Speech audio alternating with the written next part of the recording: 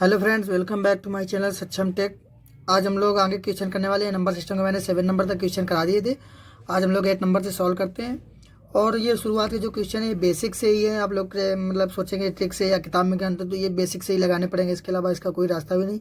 लेकिन जहाँ तक हो सकेगा मैं सॉल्व करने की कोशिश करूँगा। आपको कॉन्सेप्ट समझ में आ जाना चाहिए, क्योंकि ट्रिकें तो लोग भूल जाते हैं लेकिन कॉन्सेप्ट नहीं भूलते। तो आप लोग चैनल को सब्सक्राइब जरूर कर लेना और ज़्यादा से ज़्यादा लोगों को शेयर कर देना।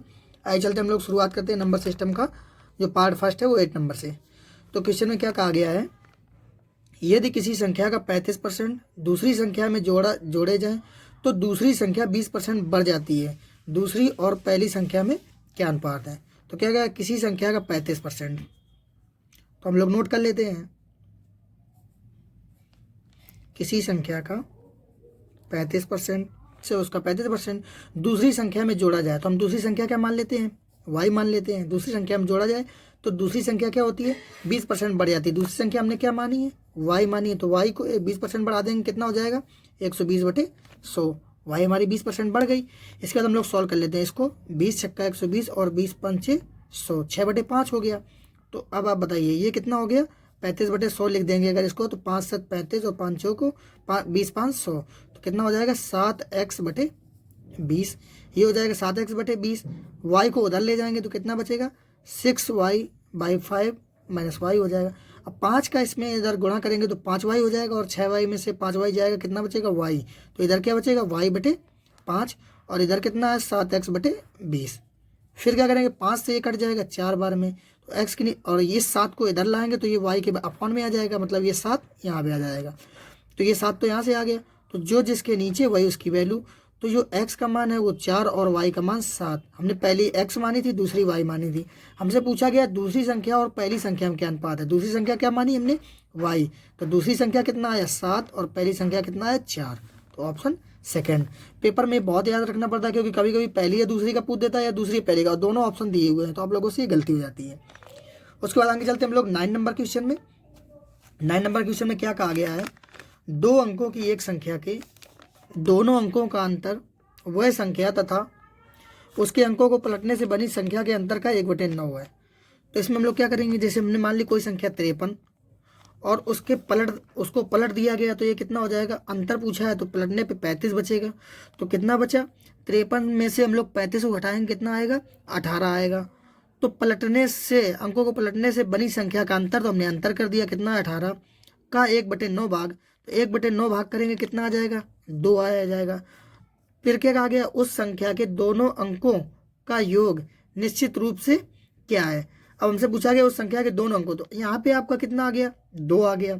फिर अगर हम मान लें क्या 74 है कोई संख्या, तो इसका उल्टा कितना 47। तो इसका अंतर निकालेंगे, कितना आ जाएगा 27 आएगा। और इसको 9 से डिवाइड करेंगे तो कितना आ गया 3। मतलब हमें क्या है कि हर एक जगह से जो हमारी संख्या निकल रही है वो अलग अलग निकल रही है। तो जब संख्या अलग अलग निकल रही है तो क्या हम लोग संख्या के अंकों का योग का अंदाजा लगा सकते हैं कितना होगा। तो हम लोग अंदाजा नहीं लगा सकते, क्योंकि अब जितनी संख्या मानते जाएंगे उतनी संख्या यहाँ पे अलग आती जाएगी। तो यहाँ पे आंकड़े अधूरे हैं। उसके बाद नेक्स्ट चलते हैं हम लोग 10 नंबर क्वेश्चन सॉल्व करते हैं। 10 नंबर देख लेते हैं। 10 नंबर में क्या कहा गया है, 10 नंबर में कहा गया है 253 पेंसिल का मूल्य 4263.05 रुपये है। तो ऐसी ही 39 पेंसिल का मूल्य लगभग क्या होगा। अब इसमें बताओ हम लोग क्या ट्रिक करेंगे। बेसिक सा क्वेश्चन है। अगर 293 पेंसिल का मूल्य कितना है 4263.05 रुपये है, तो एक पेंसिल का मूल्य कितना आ जाएगा, एक पेंसिल का आ जाएगा 4263.05/253। हमसे पूछा गया 39 पेंसिल का, तो जब 39 पेंसिल का निकालेंगे तो 39 का मल्टीप्लाई हो जाएगा। तो 4263.05/253 इंटू 39। अब इसमें आप लोगों को कैलकुलेशन भी हार्ड हो गया, तो काफ़ी अंतर दिया हुआ है ऑप्शनों में। तो आप लोग इसको अप्रॉक्सीमेशन से कर सकते हैं, मतलब लगभग अंदाज़ा लगा सकते हैं। इसको क्या मान सकते हैं, अगर यहाँ 4263 है तो आप लोग क्या मान लीजिए, इधर मान लीजिए 4200, इधर मान लीजिए 250 और ये इसको 40 मान लीजिए। लगभग एक अंदाज़ा मिल जाएगा। तो आप 0 से 0 काट लेंगे। अगर 25 से आप इसको काटेंगे तो 25 अट्ठे कितना होता है 200, यहाँ पे 400 है तो 16 बार में कट जाएगा। तो लगभग 16, और 16 का इसका मल्टीप्लाई कर देंगे तो 16 चौको 64।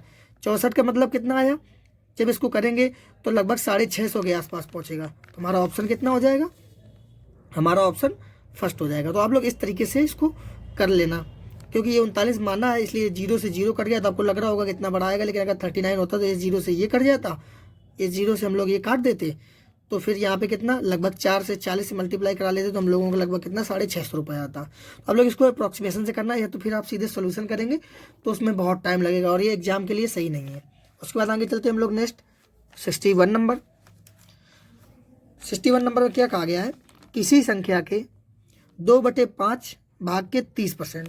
अब हमने कोई संख्या x मान ली, उसका 2/5 कर लिया, भाग के 30%, तो हमने 30% का मतलब कितना 30/100, पूरा एक एक लिख रहा हूँ मैं, तो 3/10 बचेगा। का 1/4 कितना है, 1/4 कर लिया, का 1/4 कितना है 15 है। बस हम लोगों से यही पूछा गया, 3 से ये कट जाएगा 5 बार में, 2 से ये कट जाएगा 2 बार में। अब यहाँ पे कितना बचा, 5 दामन 50, 50 दूनी 100, जब हम लोग इसका मल्टीप्लाई करेंगे 100 पंचे 500, तो हम लोगों को कितना आ जाएगा मल्टीप्लाई करने के बाद,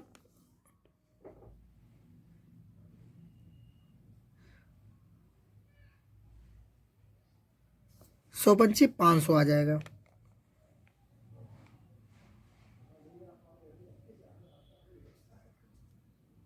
आ जाएगा। फिर हमसे क्या कहा गया है, हमसे कहा गया है कि आगे संख्या का 20% क्या है। अब बताइए आप लोगों की जो संख्या आ गई वो कितनी आ गई, 500 आ गई। हमसे पूछा गया संख्या का 20% क्या है, तो हम लोग 20% निकालेंगे तो 20 5 100, ऑप्शन कितना है थर्ड नंबर। और यहाँ पे हम लोग एक चीज़ कर सकते थे, आपकी संख्या 500 आ गई थी, अगर संख्या का 20% निकालते तो 20/100 लिखना पड़ता, नीचे 100 आता 2 जीरो, तो आप लोग इन 2 जीरो को पहले इग्नोर कर दिया करें। अगर 500 का 20% निकालना है तो दो जो 100 नीचे आएगा उससे 2 जीरो पहले ही काट दे, 20 5 100 सीधे 100 आंसर लिख दिया करें। तो ये एग्जाम के पॉइंट होते हैं, जब आप लोग ज़्यादा कैलकुलेशन करेंगे तभी आप लोग इस चीज़ों को समझ सकेंगे। उसके बाद चलते हम लोग नेक्स्ट क्वेश्चन है 12 नंबर। 12 नंबर में क्या कहा गया है, 4 मेज और 7 कुर्सी की कीमत कितनी है 12,090। तो हम लोग लिख लेंगे 4 मेज प्लस 7 कुर्सी की कीमत कितनी है 12,090 है। पूछा गया ऐसे ही 12 मेज और 21 कुर्सी, तो हमसे पूछा गया 12 मेज प्लस 21 कुर्सी। अब आप बताइए ये कितना गुना है, 3 गुना है, ये कितना गुना है 3 गुना है, तो ये भी हमारा 3 गुना होगा। इसे मल्टीप्लाई करा देते हैं, 0 3 9 27 और 12 36, तो ऑप्शन कितना फोर्थ नंबर 36 270। उसके बाद हम लोग आगे चलते हैं 13 नंबर। 13 नंबर में क्या कहा गया है, किसी भिन्न का हर उसके अंश के 3 गुने से 2 अधिक है। अब बताइए हर जो है वो क्या है, हर अंश के 3 गुने से, तो इसका 3 गुना करेंगे तो 5 3 15 2 17, ये तो है नहीं है। फिर इसका 3 गुना करेंगे, किसी भिन्न का हर उसके अंश के 3 गुने से, 4 3 12 1 16, ये भी नहीं है। फिर कितना 5 3 15 2 17, ये हो सकता है। फिर 3 3 9, ये भी नहीं है। तो हम लोगों का ऑप्शन कितना थर्ड 5/17। तो इस तरीके से हम लोग जो पहली कंडीशन है हम लोग उसी से पता चल सकता है कि आंसर कितना है। तो हम लोगों को पूरा आंसर या क्वेश्चन पढ़ने की जरूरत है नहीं, तो उसको बेसिक से करने की कोई जरूरत है नहीं। आपसे पूछा था 3 गुने से 2 अधिक है जो हर है, तो अंश का 3 गुना करोगे 5 3 15 2 17, एक ही ऑप्शन मैच हो रहा है, तो आप लोगों को आगे पढ़ने की कोई जरूरत नहीं, तो ऑप्शन थर्ड हो जाएगा। उसके बाद नेक्स्ट चलते हैं हम लोग 14 नंबर क्वेश्चन सॉल्व करते हैं। 14 नंबर क्वेश्चन में क्या कहा गया है, थोड़ा सा डिस्टर्बेंस हो जाता है क्योंकि नई जगह है, तो इसलिए प्रॉब्लम भी हो जाती है, तो आप लोग थोड़ा सा इग्नोर करिएगा क्योंकि थोड़ा सी नॉइज वगैरह आ जाती है। तो आगे हम लोग 14 नंबर क्वेश्चन देखते हैं।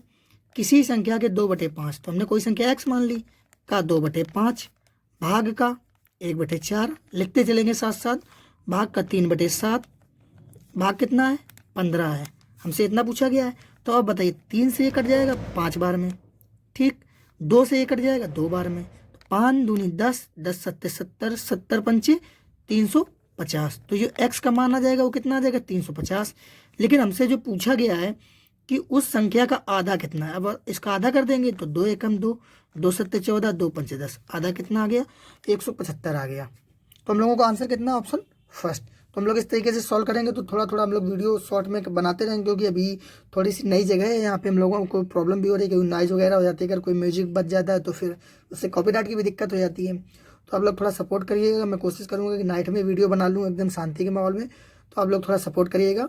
और हाँ, आप लोग चैनल को लाइक, कमेंट और शेयर ज़रूर करते रहिएगा, क्योंकि जो हमारे साथ कंटिन्यू जुड़ा रहेगा, तो जैसे ही मैथ की बुक ख़त्म करता हूँ, तो ये जो सारे के सारे नोट्स बन रहे हैं, तो ये मैं उसको एक बढ़िया सा प्रिंट करा के या पीडीएफ में, पीडीएफ नहीं, उसका जो निकलवा के प्रिंट सारे के पेपर, मैं उसको घर में सबका एड्रेस लेके सेंड कर दूंगा, और वो भी फ्री ऑफ कॉस्ट होगा, किसी से कोई चार्ज नहीं लूँगा, क्योंकि उसने मेहनत की है मेरे साथ पूरे साल, तो मैं उसके ज़रूर इतना करूँगा।